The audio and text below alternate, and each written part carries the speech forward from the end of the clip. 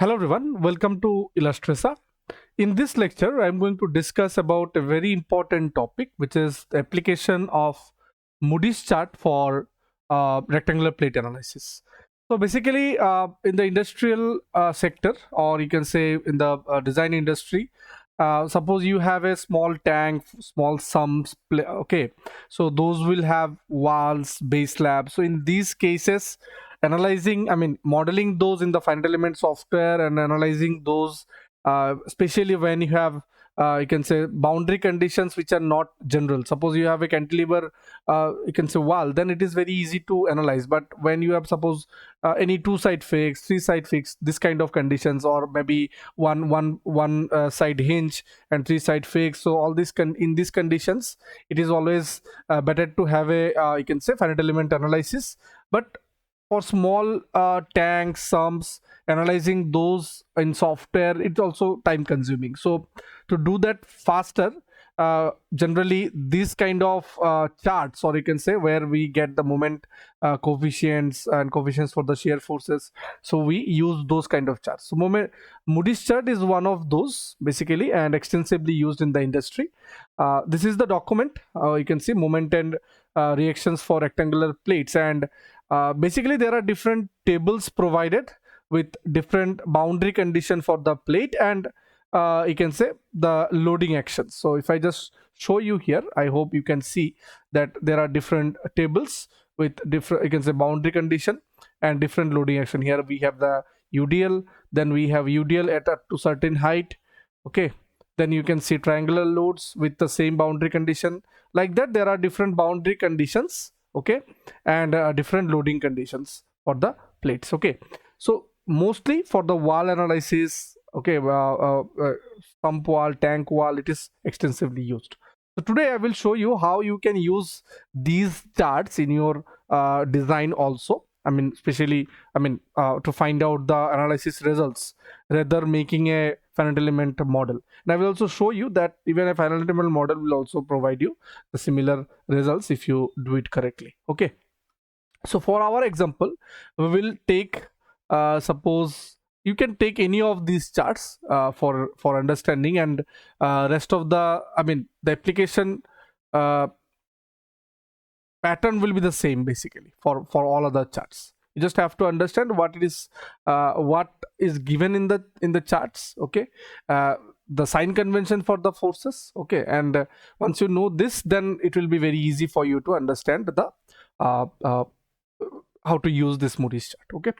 So why it is called Moody's chart? Because it is the author of this particular document is W.T. Moody, so it is you can say popularly known as Moody's chart. So for our demonstration purpose, we'll be taking this particular condition where we have three side fixed and one top side free, okay, and we have a you can say uniformly varying load. Mostly when we have a tank, suppose, let me just like when we will be getting this kind of situation. So suppose you have a tank like this. Let me just close it and open it again. For some reason it is lagging. Yeah. So suppose you have a tank like this,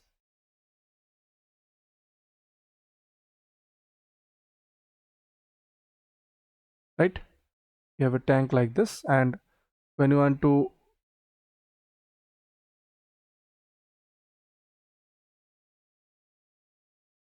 fine. So when you want to analyze the walls of this tank, suppose I am taking this wall, okay, and I have water filled inside, right? So I'm taking only this particular wall, suppose wall number 1, this wall, okay. So you can see here this wall is restrained by the other two perpendicular walls here, okay. So we can say this is like this is the wall, okay, and we have this ends fixed. Also the bottom we have the base slab, so this base also fixed. We can assume this correct, or we can idealize this as fixed supports, support condition. Here, if you do not have any precast slab or something like that, in this case it will be what should I say, it will be free condition. So you can say it is a free condition. And if you have water load from inside, so it will be something like this. This is the wall. Okay, this is the wall, and you have the water load, which will be triangular in nature, static water pressure. Correct? Okay. So now the Moody's chart, if you see here, the Moody's chart has given a diagram here that the total height of the wall is denoted as B, and half of the length of the wall is denoted as A. Okay, so if I just denote it here, this half of the length is denoted as A, and this height of the wall is denoted as B. Okay, so first of all, to find out the moment and shear coefficients for your wall, what you have to do, you have to find out this A by B ratio. Okay, you have to find out this A by B ratio. You can see different ratios are there. If your ratio is coming in between these two, then what you have to do, you have to do the interpolation between the values. Okay, but for our understanding now, generally we will take one condition which is ideal, or you can say which is directly coming to this value. So suppose we are taking the length of the wall as 6 meter, okay, and the height of the wall is 3 meter. Fine. So if this length is 6 meter, if it is 6 meter, then what will be the A value of A? So A will be here 3 meter, and what is the value of B? B is 3 meter, correct? So now if I do A by B will be here 1, right? A by B will be 1. So now if I just jump into the Moody's chart, you can see there are different ratios, and here the second last box that we have, this one. Okay, let me increase the thickness here. So this box is basically the what should I say, the one that we'll be using. Okay, this box, correct? Okay, so now if you see at the very top, this particular box is very important. The second row, obviously the first row also. We got this column. This column will give you the ratio of the wall dimension, right? Half of the wall length divided by the wall height, it will give me the ratio as 1. Okay, because here if you see the horizontally wall is if you see the horizontal row, this horizontal what should I say, the boxes are giving us the ratio of x by A. What is this x? X is nothing but the horizontal axis, y is nothing but the vertical axis. Okay, so what it is giving, that fraction of your total length, okay, up to the mid distance of the wall. Okay, so if you see here 0, 0.2, 0.46, 0.8 and 1, that means from 0 is the edge of your wall, then 0.2 means 0.2 times A, 0.4 times A, 0.4 times 6, 0.6 times A, 0.8 times A, and 1 times A. So it will come to up to this mid of your you can say wall length. Then again it will reduce 0.8, 0.6, 4, 2 and 0 here. Okay, so this is horizontal. Even vertically also it is giving throughout the height of the wall, y by B. Okay, so the fraction, so 0 means at the bottom of the wall, 0.2 means 0.2 times your total height, 0.4 times your total height, 0.6 times your total height, 0.8 times, 0.1 times your total height. Like this it has distributed the coefficients. Okay, so in case of horizontal it is up to the mid length, and in case of the vertical it is for the total height of the wall. Fine, because from this A distribution itself we can understand it is up to the mid length of the wall. Okay, then we have so this we will understand. Then we have mx and my. So for that we need to understand this. Okay, we need to understand this. So if you see here, this is the wall. Let me this particular image, what I will do, let me take it into in our whiteboard. So I will just take snipping tool just to make it simplified for you. What I will do, I will take it here. Okay, so this is the sign convention for the values that we'll be taking from the Moody's chart. So suppose you have a Suppose you have a wall like this.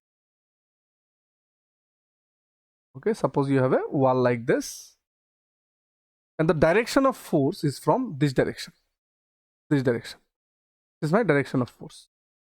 So in this case, if this is my axis y and x, okay. So the vertical moment, I know it is along the y. So you can say it will be about the x-axis if it is along the y. So you can see it says that the moment which is like this, it is my plus my. That means it will give me my positive moment, vertical moment. So due to this positive vertical movement, what will happen? The tension of tension phase will be this phase. This phase will be under tension. Correct? It is for positive my. And if we get a negative my, in this case, this phase will be under tension. And this is for negative my. We can very easily understood. Right? So when we are analyzing the tank wall, and suppose we have applied some water load. Okay, so the load is coming from inside. So I can say this is my inner side, and this is my outer side. Okay, this is my outer side. Okay, so in this case, for the positive my, we will provide reinforcement in the inner side, and for the negative my, we will be providing reinforcement at the outer side. Very easily we can understand when we are applying load from inside. If the load is applied from outer side, we just have to rotate this diagram. Then load will be applied from this direction. Okay, the moment direction will also be changed. Right? Okay. Now same in case of x. Similar in case of x. If I just draw it again, I do not want to make it I can say clumsy, so I'll make it here. I hope you can relate with this diagram, my and my here. Right? Here is the my, and the similar my I have given about x-axis like this. This is my positive my. Correct? Now similarly, I have, this is my x-axis, this is my y-axis, and now I have, you can see here, mx like this, which is plus mx. So if I apply the same mx here in the wall, plus mx, so how the bending will occur? The bending will occur like this, right? So what we can say that if we have plus value of mx or the moment coefficient, then the tension will be, again, if I consider the load is applied from this direction and I am considering that this is my inner face. This is my inner face. Okay, so in this case what will happen? Tension will occur in the inner face due to the positive mx, positive horizontal moment, and tension will occur here in the outer face. I would write tension will occur in the outer face due to the negative horizontal moment. Okay, if the load is applied from this. Similarly, if we have force from outer side, that means soil pressure or something like that, so you just have to consider that this is my outer face, you have to interchange this, and this will become your inner face. So that means for the positive mx will provide, in our case, for positive moment we will be providing reinforcement in the inner face, and for the negative moment we will be providing reinforcement in the outer face. I hope this sign convention which is given in the Moody's chart is clear to all of you. Similarly, we have given you can say shear force. So the shear force which is perpendicular to your y-axis is called Rx, reaction x, and the shear force which is perpendicular to your x-axis is your Ry, which is reaction y. So basically there are two faces. We have this wall edges and the base. So the shear force which is transferring through the you can say perpendicular to your what should I say, bottom face of the wall which is connected to the base slab, it is called Ry. Okay, and the shear force which is transferring perpendicular to the side face of the wall is basically Rx. Okay, so once you understand this sign convention, now you can easily interpret the results. So now let us first see as using our intuition how the moment diagram or deflection diagram will be. And from the deflection diagram we can easily understand the moment of the wall, right? So if you see here like this, and I will take one critical case. Okay, so here or let me draw it uh, below. Okay.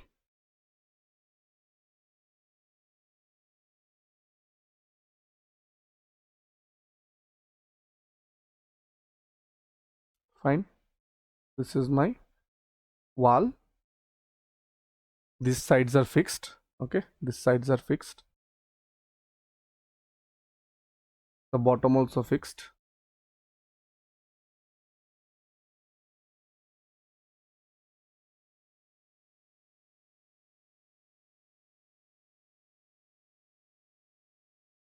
And I have triangular water pressures applied here, something like this. Okay, so what will be the value of P here? What will be this value? If you see here in the Moody's chart, you need to, I mean, obviously I need to show you this Moody's chart. So here, if you see, the P is basically the maximum pressure that you are getting at the base. This is what P is. Okay, so to find out the moment and final moment and reaction, you have to take the coefficients first from this table, and then you have to apply multiply this with P into B square for moment and P into B for the reaction or shear force. So if I just say this is P, small p, so in case of water it will be 10 kilonewton or 9.8 whatever, so we will consider 10 kilonewton per meter square, right? Okay, so the load is acting from this direction. So what we understood, if I say this is my inner face, this is my inner face, and this is my outer face. Okay, outer face. Okay, so this is my direction of load direction, correct? So we know that all the moments will be positive in this face, all the moments will be negative in this face, right? Correct. So now as the load is applied from this direction, so what kind of bending behavior we expect? So I will take the center of this particular wall somewhere here, okay, which is around this is around, this is basically 3 meter from the edge, okay, and the height is also 3 meter from the bottom. Okay, so at this point what will be the bending, vertical bending, how the vertical bending will occur? So it will be, as this point is fixed, so we expect the bending shall occur like this,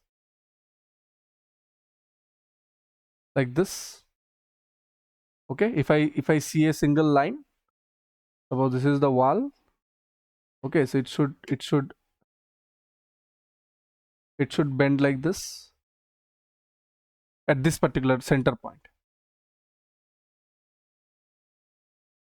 right? So up to a certain height we shall get some positive moment, because this face, inner face, is positive, and after that all the moments shall be negative. This is how we expect. And if you see, if we talk about the horizontal moment, even similarly at the suppose at the top or even at the mid height, at the top let us say, so it should be something like this, as these two ends are fixed, so it is like two fixed and one fixed and beam. Okay, so something like this, suppose you have a beam like this.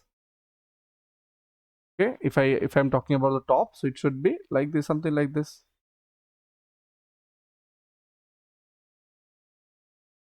Okay, if the load is applied from this direction, so here we shall get positive because the inner face is positive moments, and the here we should get the negative moments. Okay, this is for horizontal, and this is for vertical. So this is as per our intuition, right? So what should I write? Should I draw? Let me draw the shape. it will be something like this, correct? So now it shall be like it will reduce at the ends. So now obviously for the maximum, generally what we do not make variations. For the maximum moment we provide the reinforcements. When in case of the shorter walls, when we have height of the wall is very high, in this case we do the curtail. Suppose up to certain height we provide the I can say from the bottom up to a certain height we provide the reinforcement for the maximum moment at the bottom. Then at the mid height we find out the moment at the other face, and or if there is no moment, then minimum reinforcement we continue. Okay, so this variation we can do, but how Moody's chart will help us in here, and how this Moody's chart is telling us the same behavior, that we will understand. Now first of all we will find out the vertical moment, which is my. Okay, so vertical moment, if it is my, and you can see it is horizontally, we are seeing 0, 2, 4, 6, 8 and 1. So 1 times the a means it is the mid length of the wall. So suppose if you want to check the vertical movement at the center of the wall lengthwise, so we shall take this table. So this is, suppose this is the wall. Okay, this is the wall cross section wise, and we are getting the bending like this. Okay, so at in here, okay, in here, let me, so in here this is my 0 level, right? So in here what is the moment that we will be getting? So here if you see, the formula for moment is 0. If you see, the formula for moment is coefficient into p into b square. So we know p is nothing but 10 kilonewton per meter square, correct? Coefficient we are getting from this table, which is at the mid it is 0.0 at the mid length. Okay, this is the wall. Okay, so at this position it is 0. At this position you have to see these values. Okay, if you go this side and this side from the 1 position, then you have to go with this fraction, right? But as we are checking at the mid to get the maximum one, so in this case the moment at the bottom, it will be 0. So it will be 0.845 times 845 times p is 10 multiplied by total height is 3 square. So how much we are getting? 0.845 multiplied by 10 into 3 square. So we are getting a value of around 70. I think I have done some mistake. 0.0845. It will be 0.845. Sorry. Yeah. So am I getting a value of? I'm getting a value of 7.605 kilonewton meter. Now at 0.2 times, now this thing you need to check. Okay, now at height, which is 0.2 times my 3 meter, so 0.2 times 3 meter means 0.6 meter, right? So somewhere here, suppose, which is at 0.6 meter, what will be the moment? So you can similarly do this. If you see, the coefficient is 0. You need to correlate from here to here. Okay, 0.0175. And why I'm writing this moment is acting in here at this face, as it is positive. Okay, so 0. And the deflection diagram I am drawing, if you see here, up to 0.6 meter height it is positive. That means in the inner side we are getting the moment. After that all the moments are in the outer side. This is what we also expected from our deflection diagram, right? Deflected diagram. So if you see here at the 0.6 meter, it is 0.0175 multiplied by 10 multiplied by 3 square. We are getting a value of 1. So here we are getting a value of plus 1 point, this is also plus, okay, so plus 1.575 kilonewton meter. Then after that 0.4 times your total height, so it will be somewhere here, which is 1.2 meter. It is 1.2 meter. Here the sign changes and now it is coming this face. Okay, so this was for inner face in, this is my inner face, this is my outer face. Okay, so this, all these were inner face moment. Now the sign has changed, so it will be negative. It will be negative. How much? 0.01, like that you need to do. So let me do 0.0107.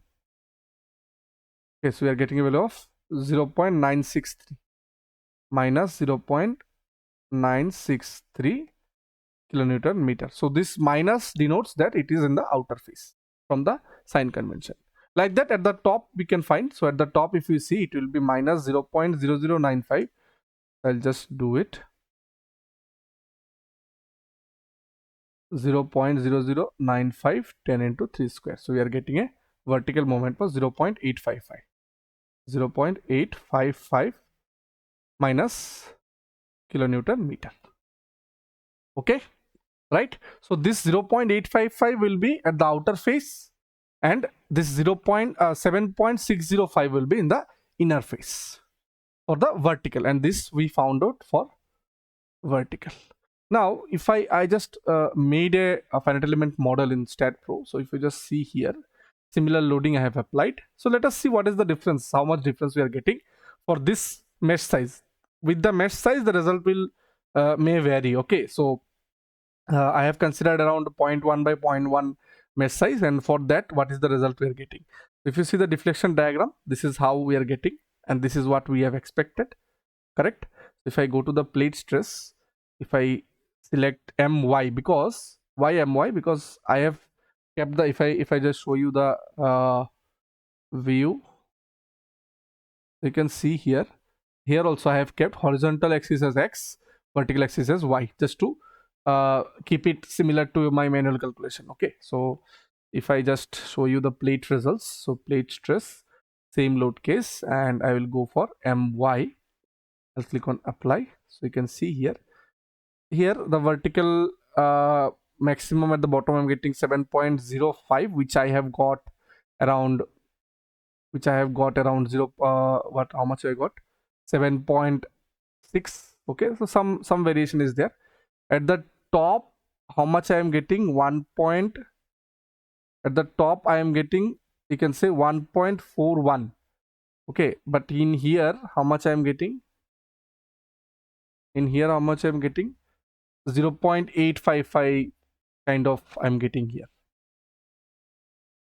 Okay, 0.855.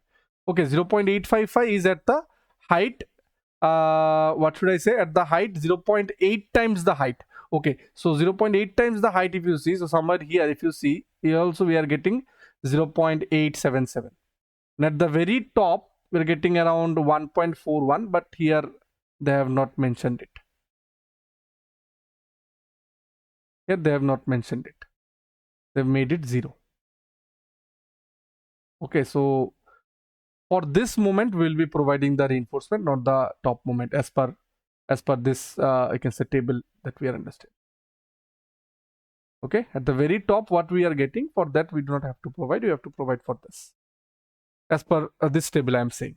So results are matching with the you can say the finite element model, but again this will change with the change of mesh sizes in the finite element model. That's why mesh size is very important in the FEM model. How much mesh, I mean what size of mesh we shall provide for the particular problem that we are doing. Okay, so on this particular topic I will make a different lecture about the mesh size and the result interpretation. Okay, but as of now what we understood, that the results are close to the finite element model basically. Okay, so what we are getting from the software results, but again we have to be very sure about the mesh size that we have considered, correct? So this is about the vertical you can say moment. Now if we go with the horizontal moment, if we go with the horizontal moment, now this table mx, this table from here to here, it will be giving me mx, and it is from edge to the mid length of the you can say the wall. So if you want to see the end moments, it will be this one, this table, and if you want to see the mid moments, it will be for this table, this 1 times your a value, which is this one. Okay, so for our table, what we will do, we will consider these two tables. Let me just shift this here. Yeah, these two tables. The first one is this one, and the second one is this one. Okay, in mid you can say fractions also you can find out, but for our as of now we'll be finding only at the ends, at the mid. So it will be something like this. Okay, and here we have continuation. So our beam is like this. Now this is as per our intuition that the bending shall occur like this. Okay, obviously at the bottom it will be different. At the bottom, if you see, the variation will be different, but at the top, where suppose we want to check at the mid height, okay, you can check at bottom portion also. At the bottom it will be different. Suppose I will be checking in this cases 0.8 times the height or 0.6 times the height. Let us say the maximum we will get obviously at the top. So if I consider the top one, so in this case the horizontal bending will be, if you see here at the ends, okay, at the ends of the wall, 0.06, and it is positive. So if it is in, if it is out, we, as per our sign convention, inner side will be positive, outer side will be negative, right? If the load is acting from this direction, load, correct? So in this case, the moment here, it will be at the end will be how much? 0.0644 multiplied by 10 into my 3 square. So how much we are getting? 0.0 let me do it here.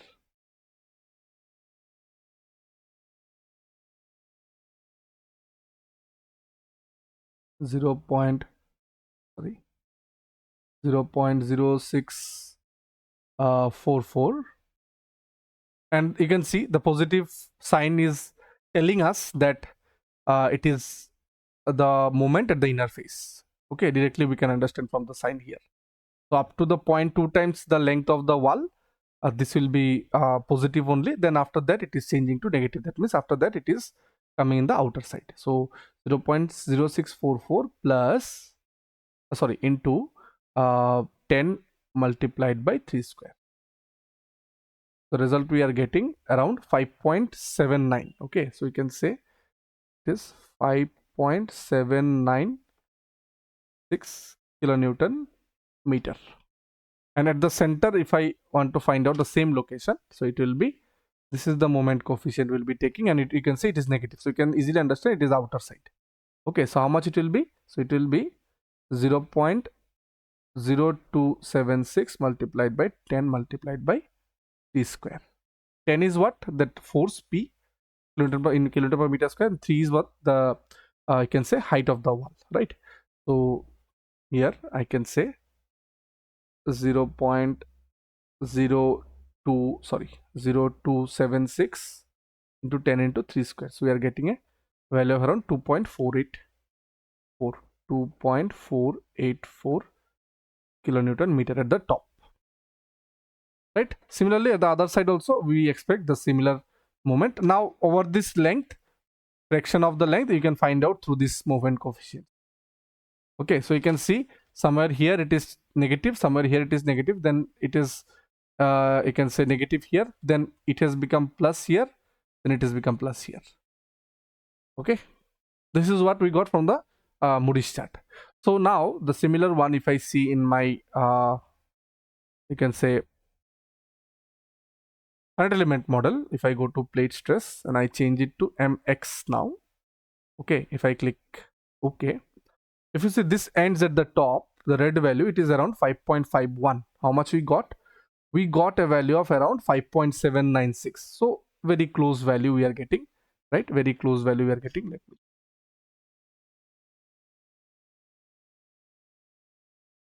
So getting a closer value, and at the mid this area, if you see this color is around 2.42. Okay, 2.42, and the finite element model we are getting, and here we are getting 2.84. So this is also very close again. So maybe if I increase the mesh size, it may match with the result that we are getting. Okay, so as I said, the mesh size, the more I mean, it is not always you can say true that if you make a 0.5 by 0.5 mesh, it will give you the accurate result or nearby result that you are expecting. You need to check. Okay, so obviously we'll be discussing this later in a different lecture, that what mesh size we should consider, because this is a very important topic also. Always the similar meshes may not work. A mesh size for project to project or condition to condition, it changes. Okay, so we need to understand that. So you can see how Moody's chart is useful. So rather doing a finite element model, if you use this Moody's chart for your analysis, in case of small projects, you can easily do that actually. Okay, so then we have the reactions. I mean, for the shear forces, shear force, how to find out, I will not show you in the software because software is giving me stress, then I have to calculate a lot. I'm just telling you how to use this. So if you see, I have Rx and Ry. Okay, so this is the Rx table, which is perpendicular to the side of the walls. Okay, side of the wall, these are my shear force. Okay, and this is my Ry, which is perpendicular to the bottom face of the wall. This is my Rx.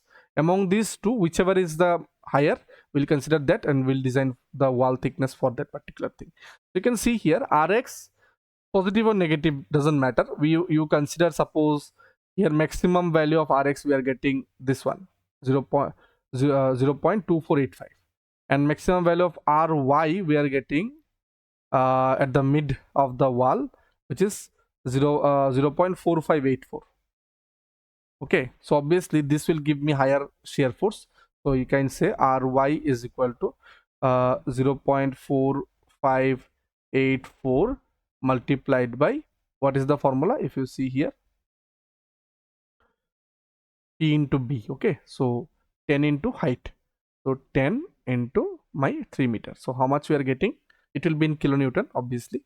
So 0.4584 multiplied by 10 multiplied by 3. So I am getting a shear force of 13.75 kilonewton. 13.75 kilonewton. Similarly, you can find out Rx, but as this value is lesser than this value, so you can proceed with this. Obviously, over the length of the wall, you can find out using these coefficients. Over the height of the wall, you can find out different reactions with these coefficients. But generally, in design, we consider the critical one, unless or until we want to change it.